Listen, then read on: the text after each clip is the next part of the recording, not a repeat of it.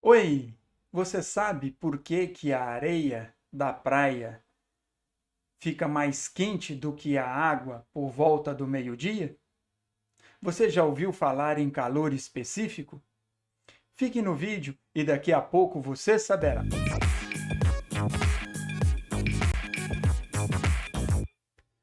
Saudações, meu querido, minha querida. Seja bem-vindo ao canal Física Toda Hora.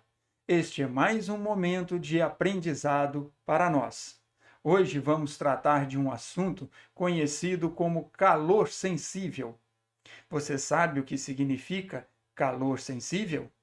Pois bem, para tratar um pouco disso, vamos acompanhar o seguinte raciocínio. Considere dois sistemas, duas jarras iguais contendo a mesma quantidade de água, sendo que essas jarras foi colocada em temperatura ambiente. A água que está dentro delas foi retirada da torneira neste momento. E uma delas nós vamos colocar em contato com a chama de um fogão.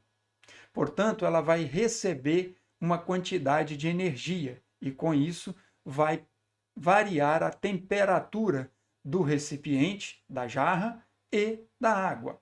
A outra nós vamos colocar em contato com cubos de gelo, sendo que nesse caso, como o gelo está numa temperatura menor do que a água e a jarra que estava no ambiente, então a jarra e a água cede calor para o gelo e com isso ocorre também variação da temperatura da jarra e da água. Muito bem. Esta forma de receber ou perder energia, nós temos que estabelecer uma convenção de sinais. Nós dizemos que a quantidade de calor que o sistema está recebendo vai sempre ser uma quantidade com sinal positivo, pois o sistema recebe. Isso provoca no sistema um aumento da agitação das partículas, ou seja, a energia recebida é convertida em energia cinética, energia de agitação das moléculas do recipiente e da água. Isso leva, então, a maior agitação do sistema e, com isso, um aumento da temperatura. Nesse caso, a variação de temperatura do sistema também será positiva, pois a temperatura final vai ser maior do que a temperatura inicial.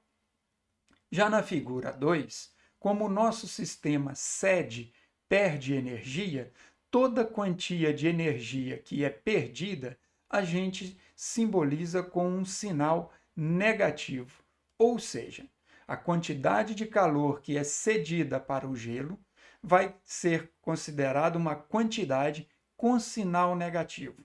O sinal indica que o sistema está perdendo, cedendo calor. E com isso, a agitação das moléculas diminui. Então, a variação de temperatura também será negativa.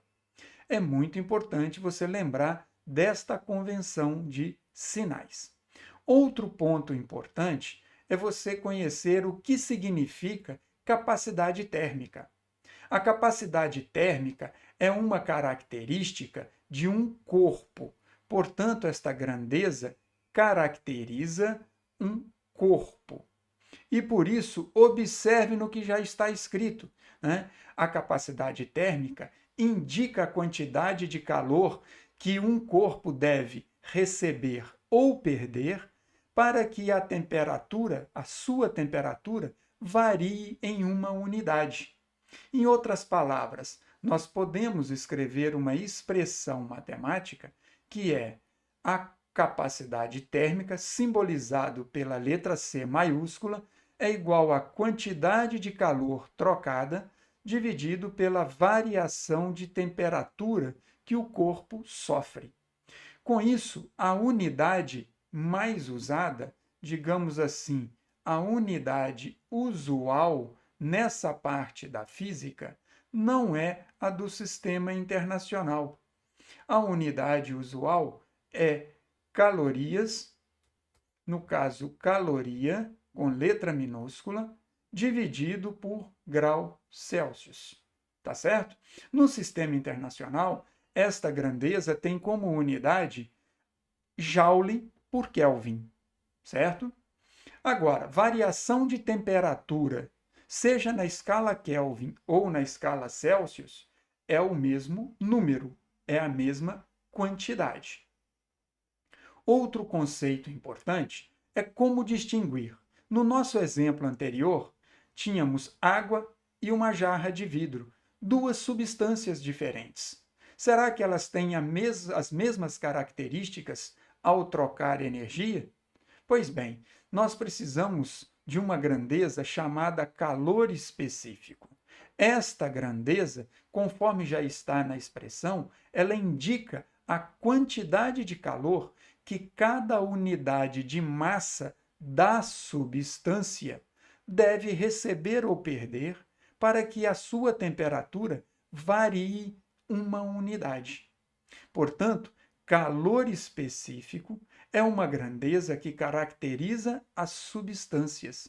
Cada substância tem o seu calor específico, daí o nome específico. Agora, como é a expressão matemática que nos permite calcular ou determinar o calor específico de uma substância? O calor específico é representado pela letra C minúscula e conforme está neste enunciado.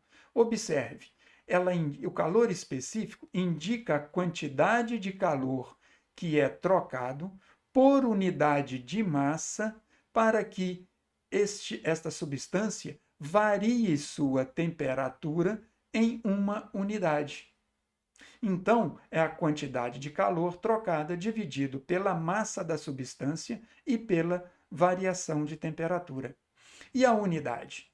Qual é a unidade mais usada? Se você observar, a unidade fica fácil de lembrar pela expressão, pela lei, o que é calor específico. A unidade usual é, como é que se chama? Você já pensou aí? A unidade usual é calorias, que mais? Por grama, grau Celsius. O que significa uma quantidade de calor que um corpo troca por unidade de massa para variar a temperatura uma unidade. Ou seja, um calor específico que é importante você lembrar é o calor específico da água. Esse calor específico é muito importante e é um dos maiores, se não o maior calor específico. Ele vale 1 caloria para cada grama de água variar a sua temperatura em 1 grau Celsius. De novo, 1 caloria de energia, se a água receber 1 caloria, para cada grama de água varia 1 grau Celsius a sua temperatura. Compreendido? Bom, voltando uma coisa. A pergunta que fiz no início do vídeo. Por que a areia da praia, ao meio-dia, está muito quente e a água ainda está fria? Pois bem, é que o calor específico da água é grande e o calor específico da areia é pequena. E a fonte que está fornecendo energia para a areia e para a água é o Sol. Então, se você pegar 1 quilograma, de água em um determinado recipiente e colocar num recipiente igual 1 quilograma de areia e deixar ambos recebendo o calor do Sol ao nível do mar, desde 8 horas da manhã até meio-dia. Quando você colocar as mãos na água, uma das mãos na água e a outra na areia, e vai perceber que não estão na mesma temperatura. A areia estará mais quente do que a água. O que significa isso? Por que 1 quilograma de areia variou mais a sua temperatura do que 1 quilograma de água? Isso é explicado aqui, pelo calor específico. Observe que se a quantidade de calor foi igual para ambas, água e areia, recebeu a mesma quantidade do Sol. A massa é a mesma, 1 quilograma. No entanto, no final ao dar meio-dia, depois de 4 horas expostas ao sol, a areia tem uma variação de temperatura grande e por isso tem calor específico pequeno. Ao passo que a variação de temperatura da água é pequeno, o que faz um calor específico grande. Compreenderam observando esta expressão? Espero que sim, hein? Outro aspecto importante é o que chamamos de calor sensível. Nós chamamos de calor sensível aquela quantidade de energia que, quando é recebida por um corpo ou perdida pelo corpo, provoca neste corpo apenas variação de temperatura. Tá certo? Isso é muito importante. O calor sensível é aquela quantidade de energia que provoca somente variação de temperatura do corpo. Não provoca mudança de estado físico. Tá certo? Essa quantidade de calor sensível pode ser representada pela letra Q. E, observando esta expressão anterior, esta expressão aqui, ó, se você observar e escrevê-la de um modo um pouquinho diferente, vamos escrever assim: a quantidade de calor é igual à massa de um corpo feito de uma determinada substância, vezes o calor específico desta substância, vezes a variação de temperatura que esta massa de substância sofre. Muito bem. Esta expressão também é conhecida como equação fundamental da calorimetria, certo? Equação fundamental da calorimetria. É uma expressão muito importante para o estudo do calor. Fundamental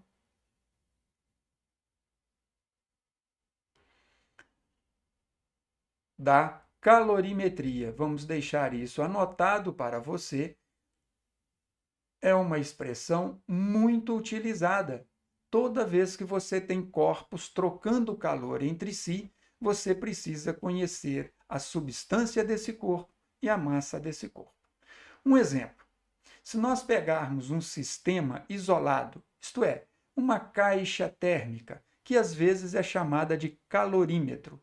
Calorímetro nada mais é do que um recipiente que isola o seu interior do meio externo. E quando você coloca dentro de um calorímetro alguns corpos, estes corpos vão trocar calor, energia, somente entre si. Um calorímetro ideal é aquele que não participa das trocas de calor. Ele isola o interior do exterior e ele também não participa da troca de calor. Neste exemplo, nós temos 3 corpos: o corpo 1, o corpo 3 e o corpo 2. Imagine que o corpo 1 tivesse sido tirado da geladeira e ele estava lá há mais de um dia. O corpo 3 foi tirado de um armário qualquer, temperatura ambiente. O corpo 2 foi retirado do forno do fogão e este forno estava ligado com o objeto lá dentro por mais de 1 hora. Então, nós temos um objeto muito quente, o número 2, o objeto 3 à temperatura ambiente e o objeto 1 gelado. Quando colocados dentro de um calorímetro, isolado do meio externo, haverá uma troca de calor entre eles. E a quantidade de energia que é trocada somente entre eles e não é transferida para o ambiente, vai ser expressa de que maneira? Como que podemos expressar isso? Nós podemos escrever que a quantidade de calor que o corpo 1 recebe ou perde, eu não tenho certeza se ele vai só receber ou se ele vai só perder. Então, a quantidade de calor que o corpo 1 troca, mais a quantidade de calor que o corpo 2 troca, mais a quantidade de calor que o corpo 3 troca, tudo isso é igual a zero. Esta expressão, ela vem de um conceito muito importante, que você já estudou alguma vez, que é a conservação de quê? Conservação da energia, certo? Muito bem, conservação da energia. Esta expressão só é possível de ser escrita porque a energia dentro do sistema é conservada. Como eu disse, se você tem o corpo 3 a temperatura ambiente, ele pode receber energia do corpo 2, que está numa temperatura alta. O corpo 2 pode fornecer energia para o corpo 1, que está numa temperatura muito baixa. O corpo 1 pode receber energia também do corpo 3, pois o corpo 3 está na temperatura ambiente, enquanto que o corpo 1 era o mais frio de todos. Com o passar do tempo, os três corpos vão entrar em equilíbrio térmico. Quando atingirem o equilíbrio térmico, cessa a troca de energia, troca de calor entre eles, e, portanto, estarão todos à mesma temperatura. Vou destacar que cada um dessas quantidades de calor, Q1, Q2 e Q3, podem ser escritas da seguinte forma. Observe aqui. Você pode escrever que o Q1 é a massa do corpo 1 vezes o calor específico da substância que é feito o corpo 1, vezes a variação de temperatura do corpo 1, mais a massa do corpo 2, vezes o calor específico deste corpo, ou seja, da substância que é formada esse corpo, a variação de temperatura deste corpo 2, mais o calor, a massa da substância e do corpo 3, vezes o calor específico desse corpo 3 e variação de temperatura deste corpo 3. Desta forma, você pode calcular o calor específico de uma das substâncias quando você conhecer todas as outras grandezas. Você pode calcular a temperatura de equilíbrio, que vai ser a mesma para os três corpos, quando você conhecer todas as outras variáveis, e assim por diante. Pode calcular a massa de uma determinada substância ou de um determinado corpo. Vale ainda destacar que este produto, a massa vezes o calor específico de qualquer um dos corpos, pode ser tratado como a capacidade térmica do corpo. Isso também é importante lembrar. Às vezes, é comum aparecer questões em que o calorímetro, esta caixa, participa da troca de calor. Quando isso acontece e você tivesse dentro dele três corpos, você teria que acrescentar nesta equação uma quantidade de calor Q4, que seria aquela trocada pelo calorímetro. E, na maioria dos casos, é fornecido a capacidade térmica do calorímetro, e não a massa e o calor específico. Daí esse destaque de que o produto M vezes C também é a capacidade térmica. Muito bem. Pensando em tudo isso, será que você compreendeu todo o recado deste vídeo? Espero que você tenha compreendido o que é calor sensível. Calor sensível é aquela quantidade de calor que é trocada por um corpo e provoca nele apenas variação de temperatura. Não tem mudança de estado físico. No mais, aquele abraço. Antes disso, compartilhe este vídeo, se inscreva no canal